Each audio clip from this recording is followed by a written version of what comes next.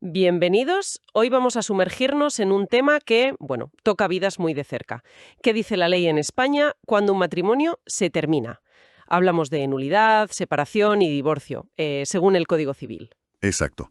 Vamos a ver las claves de esta legislación que regula desde los primeros pasos, digamos, hasta las consecuencias a largo plazo. Es un marco legal diseñado para gestionar momentos de gran complejidad personal y familiar. Nuestra meta es aclarar este panorama. ¿Qué pasa justo al empezar?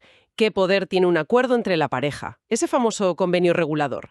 Y claro, ¿qué decide un juez si no hay consenso? Tocaremos todo. Hijos, dinero, la casa. Incluso las mascotas, que ahora también entran. Eso es. Buscamos ofrecer una visión clara, práctica. Sí, es fascinante cómo la ley intenta equilibrar derechos, proteger a los menores, sobre todo, y a quien pueda quedar más vulnerable tras la ruptura.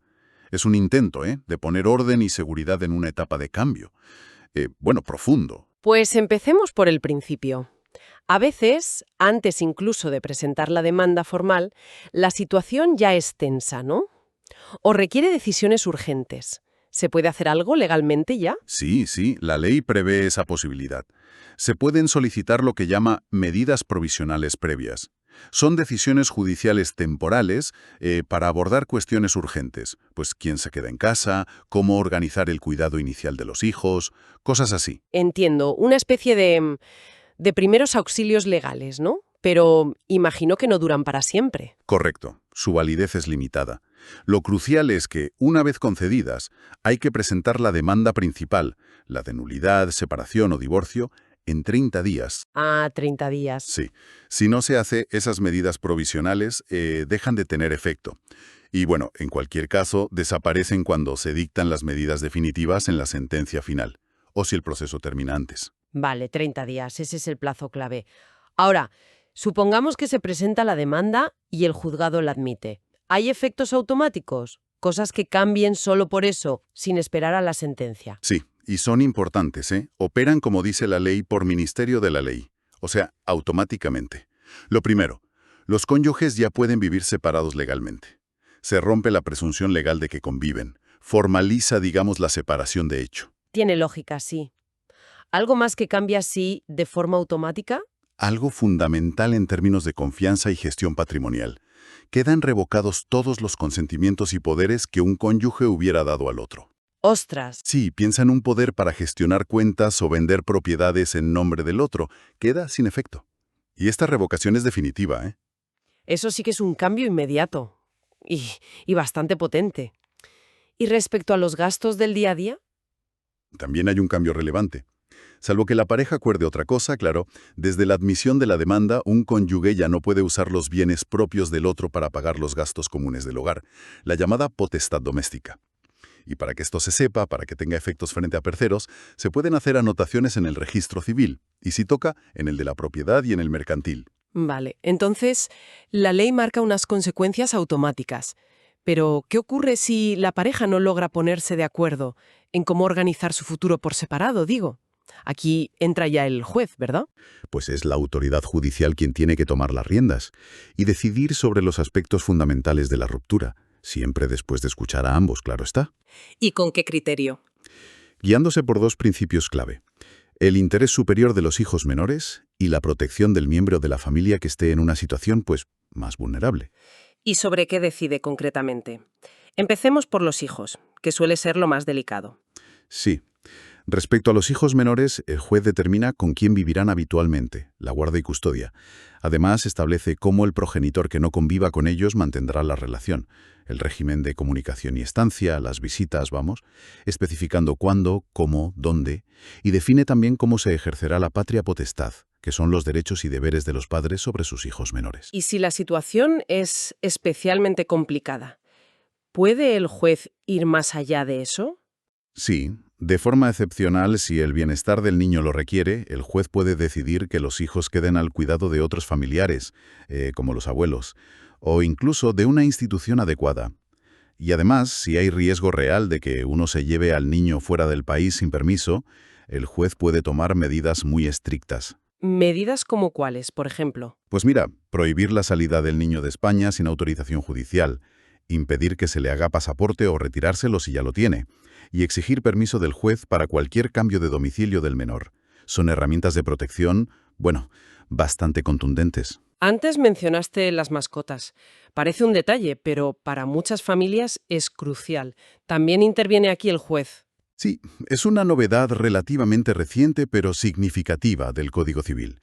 El juez debe decidir a quién se confían los animales de compañía. Y ojo, teniendo en cuenta no solo el interés de la familia, sino también el bienestar del propio animal. ¡Qué curioso! Sí, puede decidir que estén con uno solo o con ambos de forma alterna, y cómo se reparten los gastos y los tiempos de convivencia. Es interesante cómo la ley se va adaptando a estas realidades sociales, ¿no? La importancia de las mascotas. Bueno, pasemos a otro punto caliente. La vivienda familiar. Sin duda, si no hay acuerdo, el juez decide a quién se atribuye el uso de la que fue la vivienda familiar. Y también del ajuar. El ajuar, ¿qué es exactamente? Los muebles, los enseres de uso cotidiano. La prioridad aquí es proteger el interés familiar más necesitado. Normalmente se hace un inventario, claro, para saber qué se queda y qué se puede llevar el otro. ¿Y qué hay de las cuestiones económicas más generales, más allá de la vivienda? El juez también fija la contribución de cada uno a las cargas del matrimonio. Esto incluye los gastos para sostener a la familia y, si es el caso, los costes del propio juicio, las litis expensas. Y un punto muy interesante, la ley reconoce explícitamente que el trabajo para la casa, el cuidado de los hijos comunes, cuenta como contribución a estas cargas. Ah, eso es importante. ¿Sí? Además, el juez puede establecer cómo se actualizarán estas cantidades económicas con el tiempo, exigir garantías para asegurarse de que se paguen, y también puede tomar decisiones sobre cómo administrar bienes propios que estuvieran destinados a cubrir gastos familiares, o sobre la gestión y reparto de bienes comunes o gananciales, si ese era el régimen. Queda claro que el juez tiene un papel decisivo si no hay acuerdo, pero la ley también parece preferir que la pareja llegue a un consenso. Hablemos de ese convenio regulador. ¿Qué es exactamente y qué debe contener? El convenio regulador es, básicamente, el pacto que alcanzan los cónyuges sobre cómo van a organizar su vida tras la separación o el divorcio. Para que sea válido, necesita la aprobación judicial, o, bueno, formalización ante notario o letrado de la Administración de Justicia en ciertos casos, pero necesita ese visto bueno legal. Y lo que destaca es lo detallado que debe ser. La ley exige que cubra una serie de puntos mínimos para considerarse completo. ¿Y cuáles son esos mínimos imprescindibles? A ver. Pues mira, primero, todo lo referente a los hijos menores. El cuidado diario, cómo se ejercerá la patria potestad. Y aquí es interesante, pueden acordar que la ejerza solo uno, total o parcialmente. Y el régimen de visitas y comunicación con el progenitor con el que no vivan. Vale. Los hijos. ¿Qué más? Segundo, y esto es opcional, pero posible si hay acuerdo y se escucha a los abuelos, se puede incluir un régimen de visitas de los nietos con ellos. Tercero, como ya comentamos, el destino de las mascotas, convivencia, cuidados y gastos. Entendido. ¿Y en cuanto a lo económico y material? Pues también debe incluir la atribución del uso de la vivienda y el ajuar familiar, la contribución de cada uno a las cargas familiares y la pensión de alimentos para los hijos, especificando cómo se actualizará y qué garantías hay, claro. La liquidación del régimen económico matrimonial sí procede, o sea, cómo se reparten los bienes gananciales, por ejemplo. Y finalmente, sí corresponde, la pensión compensatoria para el cónyuge que sufra un desequilibrio económico por la ruptura. Precisamente, esa pensión compensatoria suele generar muchas dudas. ¿Cuándo se aplica y cómo se decide su cuantía o duración? La idea central es, bueno, compensar al cónyuge cuya situación económica empeora a causa de la separación o divorcio, en comparación con la que tenía durante el matrimonio y con la del otro cónyuge. No es automática, ¿eh? Tiene que existir ese desequilibrio provocado por la ruptura. ¿Y cómo se materializa esa compensación? ¿Es siempre una paga mensual? No necesariamente. Puede ser una pensión temporal, por un tiempo limitado, una pensión indefinida, que hoy en día es más raro, o incluso una prestación única. ¿Una prestación única? ¿Cómo? Pues, por ejemplo, la entrega de una cantidad de dinero de golpe, o de ciertos bienes. Si la pareja llega a un acuerdo en el convenio, ellos deciden la forma y cuantía. Si no, lo decide el juez. Y aquí es donde se ve la complejidad. Para fijarla, el juez debe analizar muchísimos factores. ¿Cómo cuáles? Pues la edad, la salud de ambos, su formación, la facilidad para encontrar empleo, cuánto duró el matrimonio, si uno se dedicó más a la familia y eso le perjudicó profesionalmente, si colaboró en el negocio del otro, los acuerdos previos que tuvieran, el patrimonio y necesidades de cada uno, si uno pierde derechos de pensión como la viudedad. Es un análisis muy detallado y adaptado a cada caso. Volvamos a la vivienda familiar. Mencionaste que el juez decide si no hay acuerdo, pero ¿existe alguna regla general sobre quién tiene preferencia para quedarse en la casa? Sí, la ley establece un orden claro. La prioridad absoluta la tienen los hijos comunes menores de edad y el cónyuge que se quede con su custodia. El derecho a usar la vivienda dura hasta que todos los hijos alcancen la mayoría de edad. ¿Y si hay hijos mayores de edad pero con alguna necesidad especial, alguna discapacidad? La ley lo contempla. Si hay hijos mayores con discapacidad que necesiten seguir usando la vivienda, el juez puede extender ese derecho. Se les equipara, digamos, a los menores en esta situación. Una vez que cesa este derecho de uso prioritario, porque los hijos se hacen mayores o independientes, sus necesidades de vivienda, si no pueden cubrirlas por sí mismos, pasarían a cubrirse por la obligación general de alimentos entre parientes. Ya es otro concepto. Entiendo. ¿Y si la pareja no tenía hijos o ya son mayores e independientes? En ese caso, el juez puede atribuir el uso de la vivienda al cónyuge que no sea el propietario, por un tiempo limitado, eso sí, si considera que su interés es el más necesitado de protección, pues dadas las circunstancias, por ejemplo, por edad, salud, dificultad para encontrar otra vivienda. Un punto práctico importante. Si a uno se le atribuye el uso de la casa, ¿puede el otro cónyuge, el propietario o copropietario, venderla sin más? No tan fácilmente. Para vender o hipotecar la vivienda cuyo uso ha sido atribuido judicialmente, se necesita el consentimiento del cónyuge que tiene ese derecho de uso, o, en su defecto, una autorización del juez. Ah, vale. Es una protección importante para quien reside en la casa. Y esta limitación, ojo, se inscribe en el registro de la propiedad, para que los posibles compradores estén avisados. ¿Todas estas decisiones sobre pensiones, uso de la vivienda, custodia, son para siempre o pueden cambiar si la vida da vueltas? No son necesariamente inamovibles. Tanto las medidas acordadas en un convenio como las decididas por un juez pueden modificarse posteriormente. ¿Y en qué circunstancias se pueden modificar? ¿Cuándo? La clave es que haya un cambio sustancial en las circunstancias que se tuvieron en cuenta al tomar la decisión original. Esto puede ser por nuevas necesidades de los hijos, educativas, de salud, un cambio importante en la situación económica de uno de los excónyuges, pérdida de empleo o mejora de ingresos, o incluso cambios relevantes relacionados con las mascotas, si su cuidado fue regulado. La modificación puede hacerse por un nuevo acuerdo entre ellos, o si no es posible, pidiéndolo al juez. ¿La pensión compensatoria también puede variar? La fortuna, la situación económica general de quien la paga o de quien la recibe. Incluso se puede acordar cambiarla por otras fórmulas, como una renta vitalicia o la entrega de un capital, como decíamos antes. ¿Y se puede extinguir? ¿Desaparecer del todo? Sí, la pensión compensatoria se extingue por causas específicas, tasadas por la ley, si desaparece el desequilibrio económico que la justificó, si quien la recibe se casa de nuevo, o si empieza a convivir de forma estable como pareja con otra persona. Y un detalle relevante. La obligación de pagar la pensión compensatoria no termina automáticamente si fallece quien la pagaba. Ah, ¿no? No. Sus herederos tendrían que seguir pagándola, aunque pueden pedir al juez que la reduzca o la elimine si afecta mucho a sus derechos hereditarios o si, no hay suficiente patrimonio en la herencia. Vale. Una vez que todo está decidido, ya sea por acuerdo o por sentencia judicial firme, ¿qué efectos prácticos tiene ese documento final? Ese documento, ya sea sentencia, decreto del letrado o escritura notarial, tiene efectos clave. Primero, disuelve oficialmente el régimen económico del matrimonio, gananciales, separación de bienes, lo que fuera. Si además incluía un acuerdo sobre el reparto de los bienes, pues aprueba también esa liquidación. ¿Y si una de las partes no cumple lo que pone en el papel? Por ejemplo, no paga la pensión de alimentos. Pues los acuerdos y sentencias son ejecutables. Esto significa que la parte perjudicada puede acudir al juzgado para exigir el cumplimiento forzoso.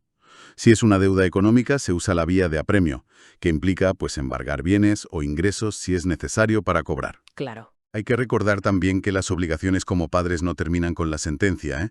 El juez debe asegurarse de que se cumpla el derecho de los hijos a ser escuchados en los procesos que les afectan. Incluso puede establecer medidas de apoyo para hijos mayores de 16 con discapacidad, que se activarían al cumplir los 18. Y en casos graves, si durante el proceso se descubren motivos, la sentencia podría llegar a privar a uno de los progenitores de la patria potestad. Últimamente se oye hablar mucho de la custodia compartida. ¿Cómo la enfoca el Código Civil en estos procesos? La custodia compartida es una opción, sí, pero la ley establece cómo se llega a ella. La vía principal es el acuerdo. Si ambos padres la piden juntos en el convenio regulador o llegan a ese pacto durante el proceso, el juez lo acordará. Siempre claro, verificando que no perjudica a los hijos. ¿Y si no hay acuerdo? Existe una vía excepcional. Aunque no haya acuerdo, el juez puede decidir la custodia compartida si uno de los padres la solicita. Pero para esto se necesita un informe favorable del Ministerio Fiscal y que el juez justifique muy bien por qué esa es la única forma de proteger adecuadamente el interés superior del menor en ese caso concreto. O sea, no es la norma si no hay acuerdo, es excepcional. Pero imagino que hay situaciones en las que la custodia compartida está directamente descartada por ley, ¿no? Por seguridad, quizás. Exacto. La ley es tajante en esto.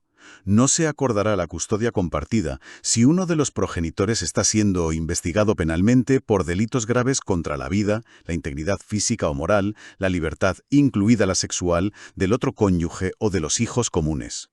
Tampoco procede si el juez detecta indicios fundados de violencia doméstica o de género, basándose en lo que se ha presentado en el proceso civil. Indicios fundados. Sí, pruebas o elementos que lleven al juez a esa conclusión razonable. Y aquí la ley hace una mención específica interesante. La existencia de malos tratos a animales o la amenaza de hacerlo se considera un indicio relevante de esa violencia intrafamiliar o de género. Vaya. Sí, la protección frente a la violencia es prioritaria. Muy relacionado con la custodia está el régimen de visitas para el progenitor que no convive con los hijos. ¿Qué ocurre con esas visitas si hay conflictos graves o situaciones de riesgo? A ver, el juez fija cómo serán esas visitas. ¿Cuándo? ¿Dónde? ¿Cómo? Siempre pensando en el interés del niño y después de escucharle si tiene edad y madurez suficiente. Y también al fiscal. Es importante saber que el juez puede limitar esas visitas o incluso suspenderlas temporalmente, si hay circunstancias graves que lo aconsejen, o si el progenitor incumple repetidamente sus obligaciones. Y busca un equilibrio, entonces. Claro, un equilibrio delicado. El derecho del niño a relacionarse con ambos padres frente a la necesidad de garantizar su seguridad y bienestar. Puede llegar a prohibirse totalmente el contacto, las visitas. Sí, en supuestos muy graves. La ley dice que no se establecerá un régimen de visitas o se suspenderá el existente si el progenitor está incurso en un proceso penal por esos delitos graves que mencionamos antes, atentar contra la vida, integridad, libertad, contra el otro cónyuge o los hijos. Y la prohibición es automática y total si ese progenitor está en prisión, provisional o firme por esos delitos. Entendido. Igualmente, tampoco procede establecer visitas si la autoridad judicial detecta indicios fundados de violencia doméstica o de género. Como ves, la protección contra la violencia tiene un peso enorme en estas decisiones sobre los hijos. Y para terminar este recorrido, un apunte técnico pero relevante, sobre todo en un mundo tan globalizado. ¿Qué ley se aplica si hay elementos internacionales? Distintas nacionalidades, residencia en el extranjero. Bueno, para la nulidad del matrimonio se aplica la ley del lugar donde se celebró. ¿Y para la separación o el divorcio? Aquí es más complejo. Se aplican normativas específicas, principalmente reglamentos de la Unión Europea, como el llamado Bruselas-Ter. Estos reglamentos establecen criterios para determinar qué tribunales son competentes y qué ley nacional se aplica.